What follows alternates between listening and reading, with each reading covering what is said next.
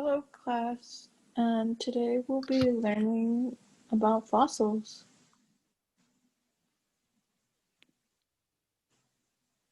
So these are today's learning goals, and I want volunteers to read each of them. So in this case, a student would read, "You will understand how ancestral and modern species change over time." And then there would be another volunteer to read how evolution changed ancestors to modern species today. Okay, so some things you must understand while coming into this lesson. And then I would choose 4 volunteers to read each of these bullet points. So the first bullet point, a student would read, fossils can come from any time period, even yesterday. And then I'd call in another student to read, not all organisms have bones. The third student would read, there was a time before humans existed. And then the final student would read, not all organisms have been alive throughout all of time.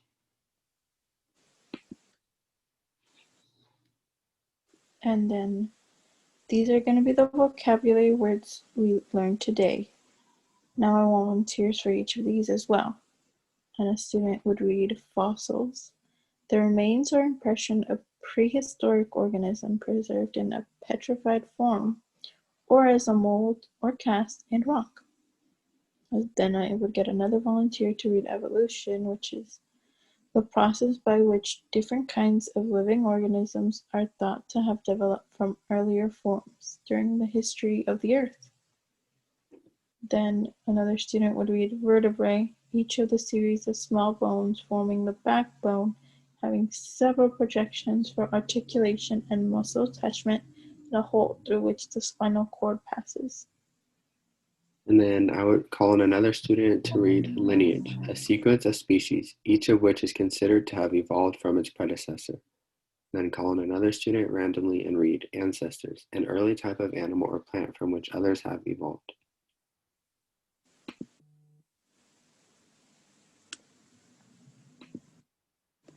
Now, I want the students to write what you already know about fossils.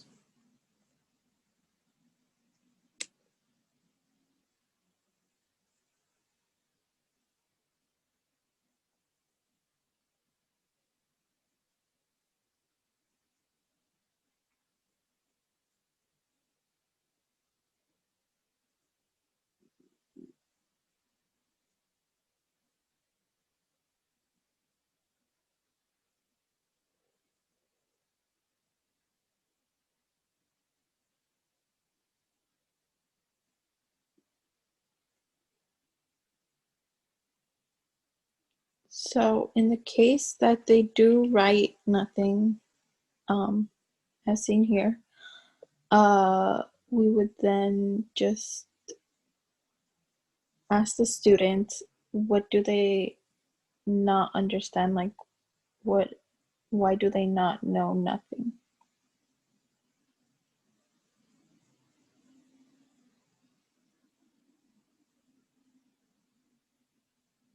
Next, we're going to show you guys a video. Are there any evidences for this theory of evolution? For example, we say birds are evolved from dinosaurs over millions and millions of years. And these dinosaurs are pretty famous. There are so many movies on them. But how do we know that they really existed? Nobody has seen them in real life. Well, one of the evidences can be found inside Earth. Look at these pictures. They are the remains of these ancient reptiles. But wait, what exactly are these? Are they bones? How can bones stay like that for millions of years? Don't they get decomposed? Well, these are bones which turn to stone over time. They're called fossils. So in this video, let's look at what fossils are and how they are formed. Let's start by writing down what fossils are. So what are fossils? Well, in simple terms, fossils are basically remains of once living animals, or in general we'll say organisms, because they need not be just animals. They can be plants as well, or maybe even microorganisms like bacteria. And what kind of remains do these living things leave behind after their death? Well, there could be many. It can be actual bones, or it could be bones which are turned into stones, as we will see how, or it could be footprints left behind. So many things. Basically, something should be left behind, and if it can stay there for thousands and thousands of years, we will call that fossils. Okay, so next obvious question would be, how do these fossils get formed? For that, let's take an example. Let's say your favorite dinosaur is over here doing its dinosaur thing, and then something happens to it, and then it suddenly dies with its tongue sticking out. Poor guy. Now, usually what happens after this is within no time, within few months maybe, the whole flesh gets decomposed by microorganisms, and then it just leaves behind the skeleton. And then the bones will also get decomposed, but that happens very slowly. But they do get decomposed, and after a few years, absolutely nothing is left behind. Everything is decomposed. And so you see, in general, most animals don't leave anything behind, no traces behind at all. So they don't get fossilized at all, okay? Then how are fossils formed? Well, in order for an animal to become fossilized, what should happen is, before the bones have a chance to get decomposed, they should get buried underground. We will see that if they can be buried, then they can be fossilized. So how do they get buried? Well, that can happen multiple ways. Might be due to natural calamities like some volcanic eruption, or maybe due to earthquake, the whole thing gets buried. Or the most common way in which this can happen is if these guys die very close to a water source, like say a lake. So let me do that. Let me show you that. So imagine this one died somewhere close to a lake. And so after dying, somehow, let's say it gets pushed into the lake, its flesh is completely decomposed, and then it sinks all the way down to the bottom, thud. Now these bones will take a lot of time to get decomposed, right? Now let's see what happens before it gets decomposed. You see, this water contains a lot of stuff. It can contain mud or stones. Continuously, these things keep entering into the water. And over time, slowly, these things start depositing down. And so some of these will start depositing on top of these bones as well. So there's one layer of these depositions formed. These things are basically called sediments. These can be sand or mud or stones, anything. And so as time passes by, more and more layers of that starts getting deposited, and that's how our skeleton can now get buried. And then over time, this whole thing hardens and turns into a rock. Once this happens, there's a good chance that this can become fossilized. What happens now is, due to some pores, some gaps which are present in these rocks, water will start coming into the earth. And some of that water will also make its way towards these bones. And as time passes by, the bones might start getting dissolved in this water, and the bones will get replaced by the minerals present in the water. Eventually, the entire thing will now be replaced by minerals.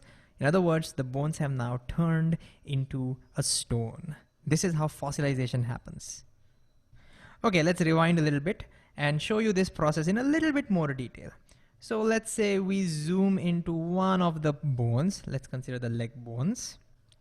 Let me zoom in a little bit more so we can look at it nicely. Okay, now let's look at this claw over here. As water reaches that, water contains a lot of microorganisms. So those microorganisms might start decaying that claw. Maybe some parts of that claw starts getting dissolved in water. Water is an excellent solvent. Over time, things will get dissolved. And so that entire claw is now gone, leaving behind a hole over there. And so that place is now completely filled with water. What happens next? Well, that water is not pure water. The water contains a lot of minerals inside of it. It can be minerals of calcium, silicon, phosphorus. All those minerals now come in this place over here. And over time, the water starts evaporating. Well, water evaporation can happen all the time. Water evaporates, leaving behind these minerals. The process keeps on continuing until the whole thing is now replaced by these minerals. Let me shade that a little bit. All right. So now this claw has turned into a bone. Sorry, into stone. And the same thing might happen over here. Maybe this part of the bone starts dissolving. Now that gets completely filled with water. Again, there are a lot of minerals present over there. The water evaporates, leaving behind these minerals, and over time, this whole thing is now covered with minerals, and so that shape now is covered with minerals. And again, that part has been converted to the stone. And this is how, slowly and steadily, small parts of it convert into stone, and eventually that whole bone gets converted into a stone. So it's a perfect replica of that bone. It's just that it's now made of minerals. It's a stone. And this is how this entire body over time can convert into a stone. Let me zoom back now. And after many years, when people start digging over here, they will discover this rock. And eventually when they dig more, they will discover this fossil. And of course, the entire bone structure may not be intact. It's totally possible that some of the bones will be scattered around, but it's not uncommon. Like for example, if you take a look at this picture, you can see pretty much the entire skeletal structure is intact. This is some prehistoric reptile. But in some other cases, you might just find one of the parts. So for example, look at this one. It's an actual picture of a skull which is fossilized. It's a skull of a dinosaur. Anyways, there are other ways in which fossils can also be formed. Let me just show you one more quickly. Take a look at this picture. You can see some insects trapped inside some transparent shiny stones, right? These are also fossils, and these contain entire insects, not just parts of it, but the entire insects. So what are these stones? What are they? Well, these stones are basically hardened resins. So trees have a habit of releasing this very sticky material called resin. They usually do that when they get injured, and over time that resin get hardened. So if there are some insects very close to the tree and they get stuck in that resin, they will just stay there. And eventually the resin gets hardened over time and the insects will die inside of it. These hardened resins are called amber, and the insects that get stuck over there do not decompose even after millions of years. And the reason for that is that it turns out that the sticky material does not allow bacteria to move and carry out decomposition. So even the bacteria get stuck in it. So even the bacteria can be found in these amber. Anyways, whether you consider the tiny insects which got fossilized in amber, or you consider the giant bone fossils of dinosaurs, these have helped our scientists to discover extinct species. And by studying them carefully, we have predicted what kind of characteristics they might have had, what kind of behavior what they might have had, and even how long ago these animals might have lived. Yes, you can also do that. We'll talk about that in other videos. And as a result, they provide great evidence to the theory of evolution. Okay, so let's quickly recall what we learned in this video. Can you recall what are fossils? And secondly, can you recall how fossils can be formed? If you have a tough time answering these, no worries, you can always go back and revisit the video.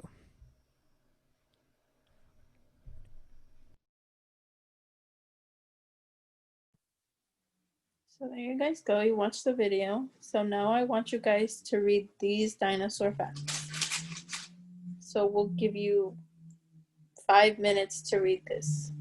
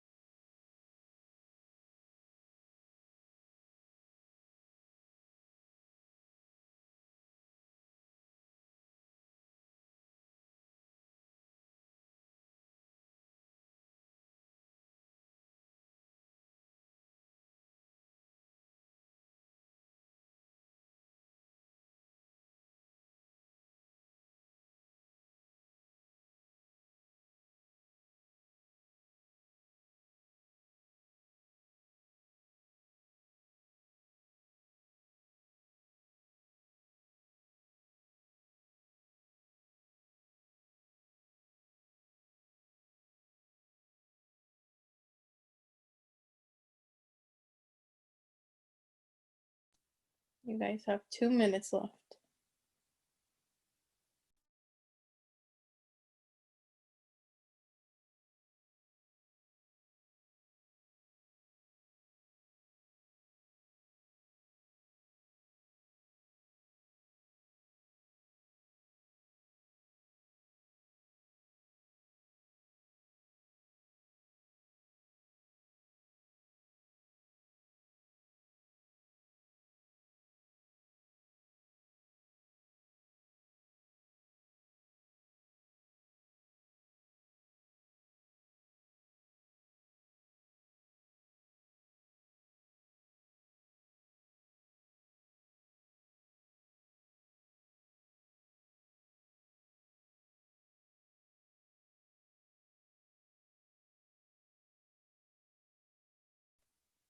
One minute left.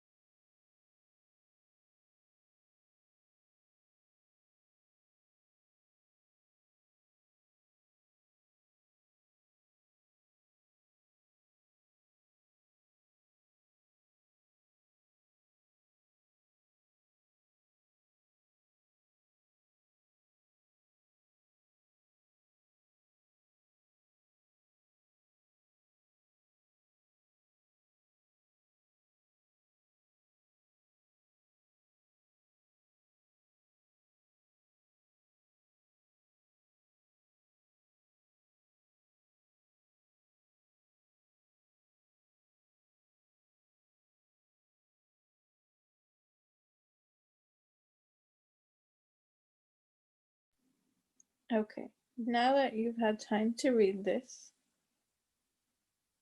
we'll go to the next slide. And I want you to write something new you learned about these fossils.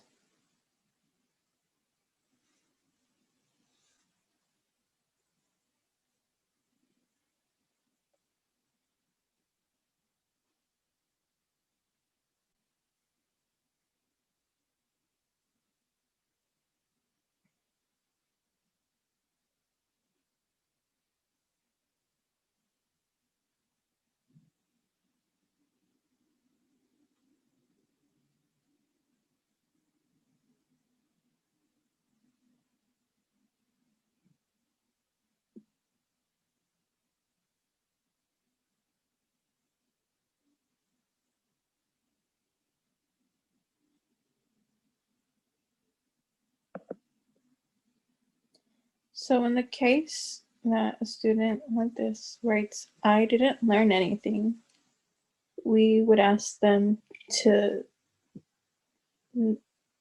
explain what exactly they already know, that they already knew since before the lesson, if they didn't seem to learn anything, or if they're stuck on anything.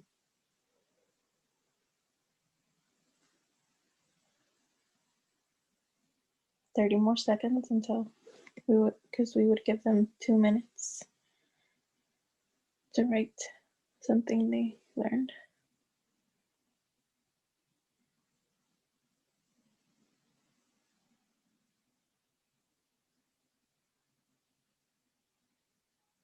And we would also go over these and say, oh, yes, these dinosaurs are really old. As talked about in the video. They're still finding fossils today about the dinosaurs. And yes, they're in the ground. They're in different types of ground.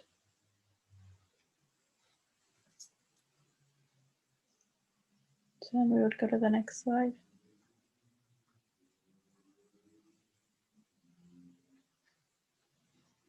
And then we would give them 2 minutes to write something they're excited to learn more about.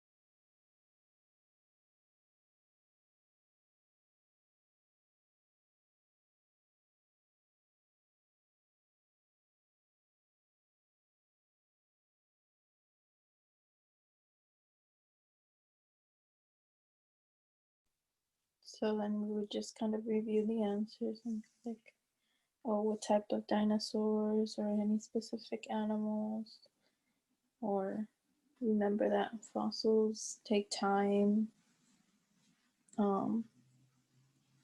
Fossils can pretty much be anywhere in the ground. And then again, fossils take time. And then we would go to the next slide.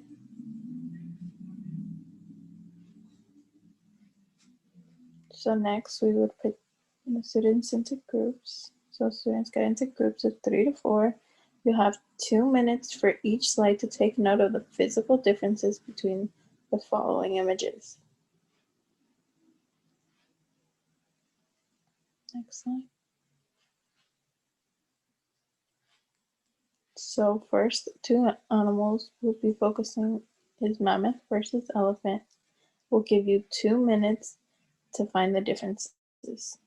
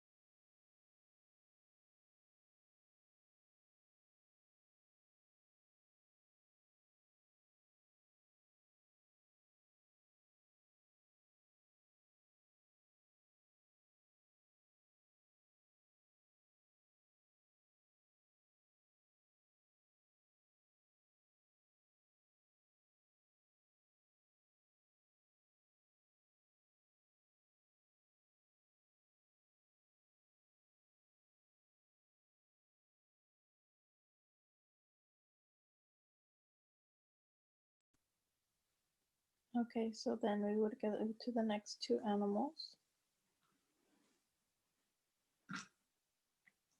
which are the pterodactyl and the bat. And then we would give them 2 minutes.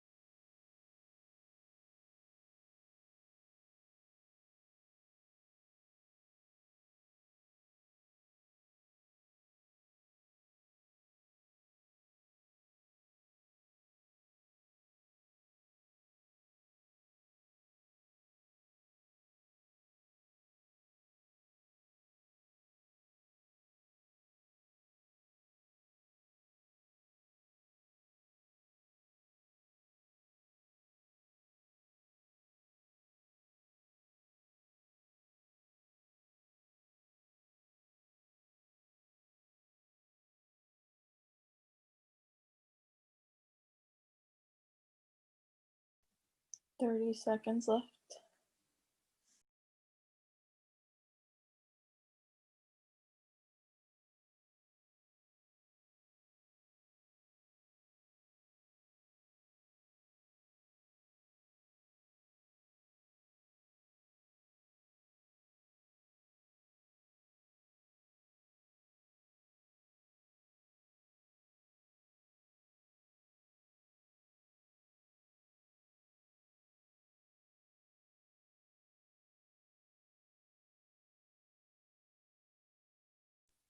Okay, and now the next two animals,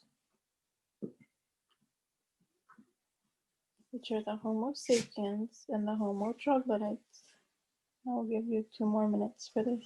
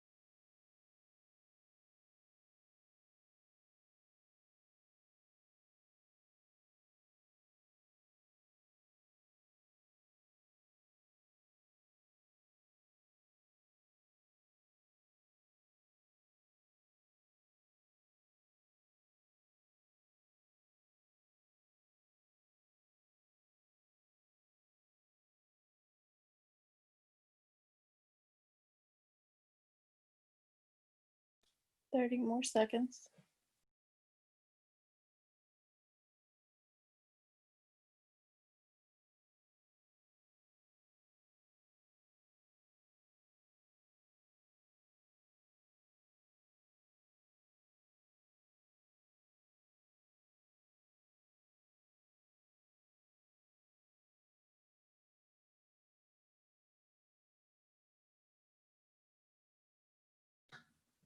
Okay, so next slide. So now I want you guys, we're going to give you 2 minutes to try to match the words with their definition.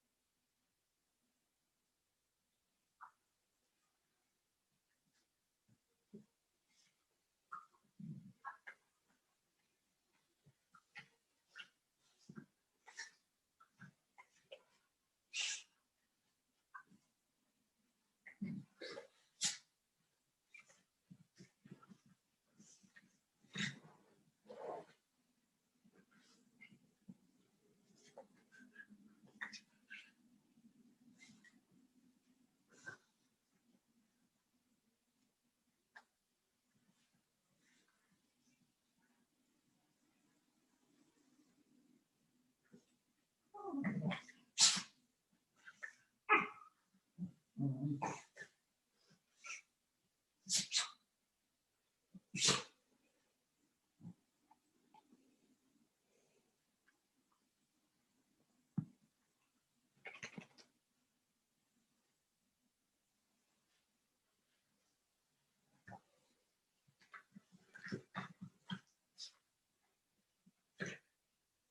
30 more seconds.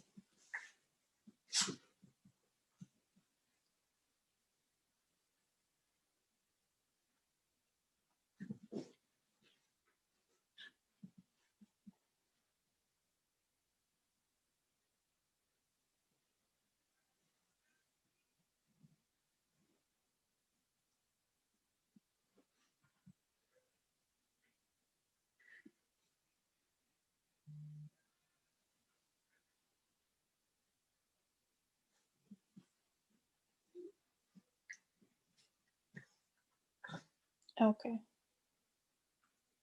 That's the next slide.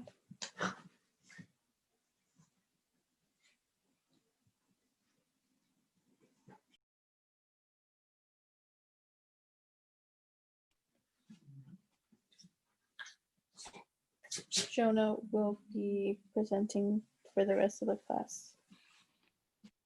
Okay, class. So now it's time to show us what you've learned. So in the Nearpod chat, I want you to type explain to us what physical differences you found between the animals and why do you think these differences exist. So I'll give you guys a couple minutes to type some answers in the Nearpod.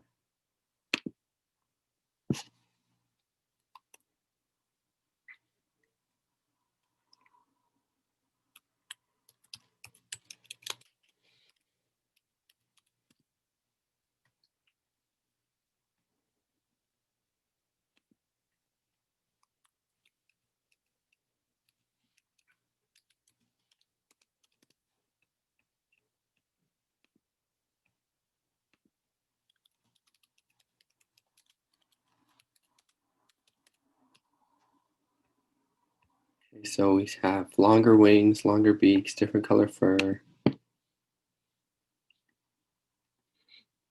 So why do you guys think the wings could be longer, or the beaks, or the fur could change?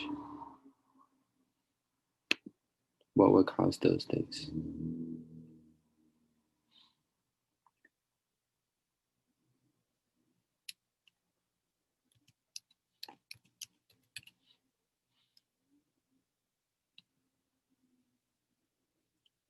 Okay, one student put nothing in there. So to that student, if you didn't find any physical differences, why do you think you didn't see any? Were we watching, or did you just not notice any differences? It could be the hair color, the beaks, the wings. Any of those things could be different.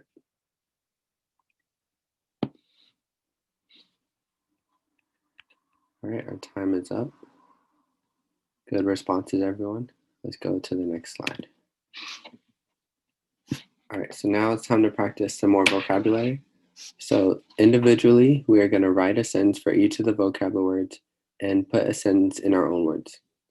Give you guys a couple minutes to formulate your sentences here, and then we'll go over it as a class.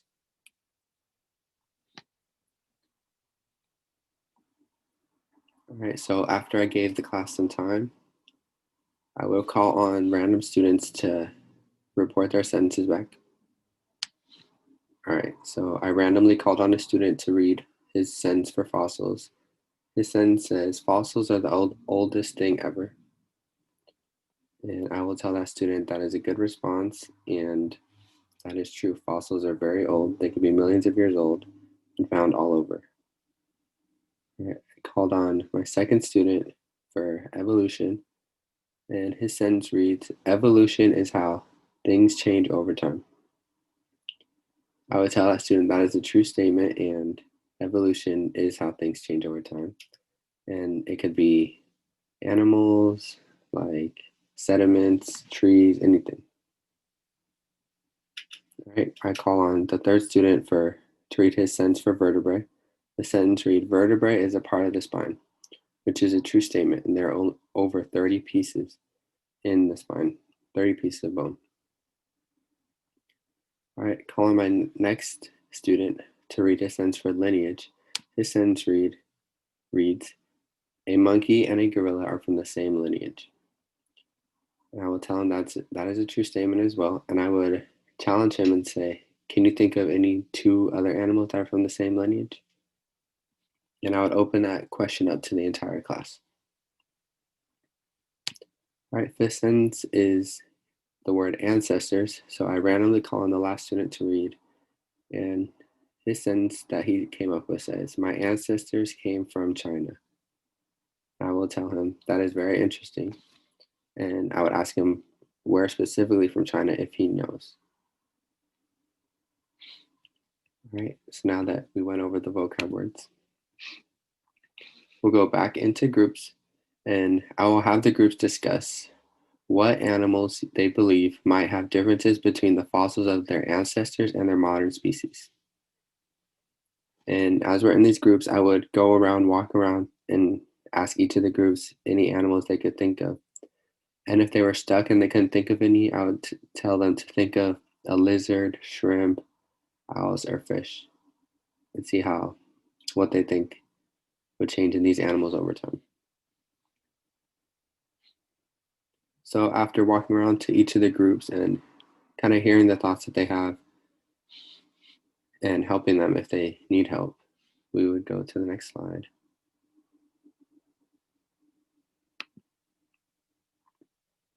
All right, so then after we shared our responses, we would come to this new activity.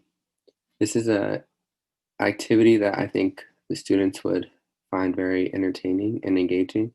So if we were in person, we would have animals written on a note card, then environment on another note card, and the students would randomly choose. But if we were doing distance learning, we would have to find another way to randomly divide the animals and the environments. So a student would have one animal and one environment, and they would be asked to write a 5-sentence summary about what they think this animal would do in this new environment and how it would affect them over years and years and years. So how evolution would affect this animal. So for example, if a dog, his new environment became a rainforest instead of like a house animal, what they think would happen to dogs over time. So the students can write their 5 sentences, and then after they write their sentences, they're going to pair up with a partner. And they're going to tell them what animal they had and what environment, and they're going to explain what they think would happen to their partner. So they could bounce their ideas off of each other, and I think the students would really enjoy this activity. All right, so after we all shared our responses and wrote our 5 sentences, we go to the next activity. So this is our final activity for this lesson. It says each one of you will make a model of the modern and ancestral fossils of a species of your choice.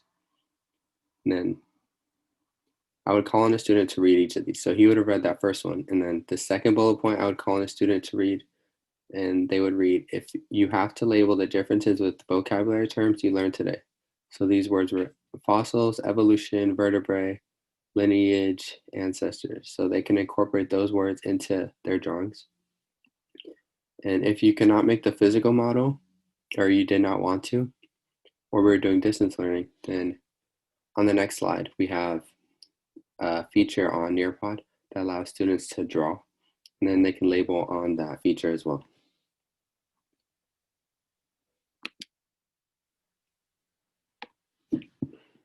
So the students can draw on this app, and they can use whatever they need. They have different colors, or they can get creative on this app and start drawing the modern version of the animal and the ancestral species.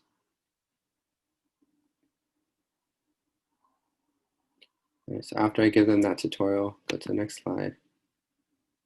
And their final for this lesson will be a reflection.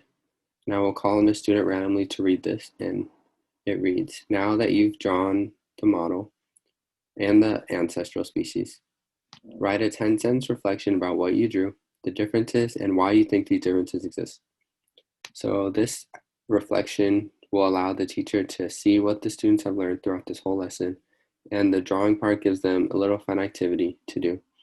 And the students, if they need colored pencils or markers or a poster board for their activity, they could check it out with the teacher. So they would like leave their cat card or whatever their student ID is, and then I will give them colored pencils and a poster board so they could start drawing.